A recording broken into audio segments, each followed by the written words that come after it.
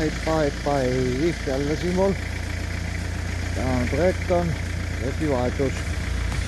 See on vaja maha saada, siit ka maha saada ja panna sinna peale. Inspireerimissüsteem, kuna puuduvad igasugused vahendid, selleks on sõõgarauda, keebel, jõmmu ja siis üritan kasutada ka seda jalga pressimiseks või siis auto rehviga pressida. Kunagi lapsepõlves on näite traktorit, seda võetakse maha kuidagi niimoodi.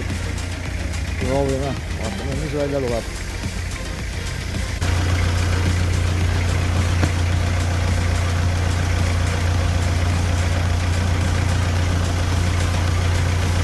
Proovin lahti sõita kõigepealt.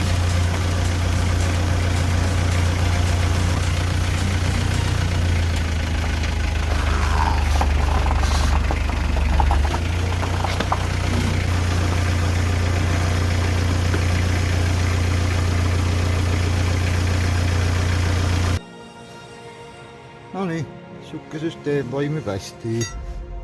2 korda pressisin. Sai rehvi kätte. Sellega pressisin alla 1 korra, 2 korda. On vahele. Selle näete, jõmmuga ei õnnestunud, proovisin peale sõita. Jätkame operatsiooni. Nii täpselt ette kutsuda, kuidas see kõik välja näeb. Mälupiltide järgi lapsepõlvest.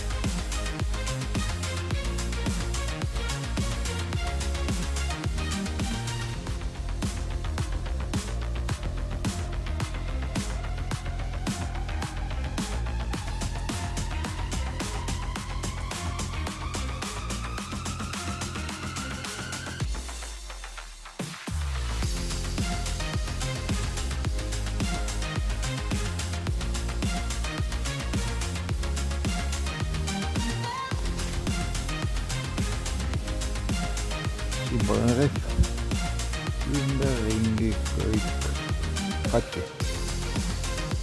Suurub ainult siit kohast ja siia kohta suruda. Teine pool oli lihtne, 2 korda surusin, sain lahti. Siin on vähe raskem. Vaatame, niputame. Siin paistab nagu vähemalt tervem pool, võib siit suruda.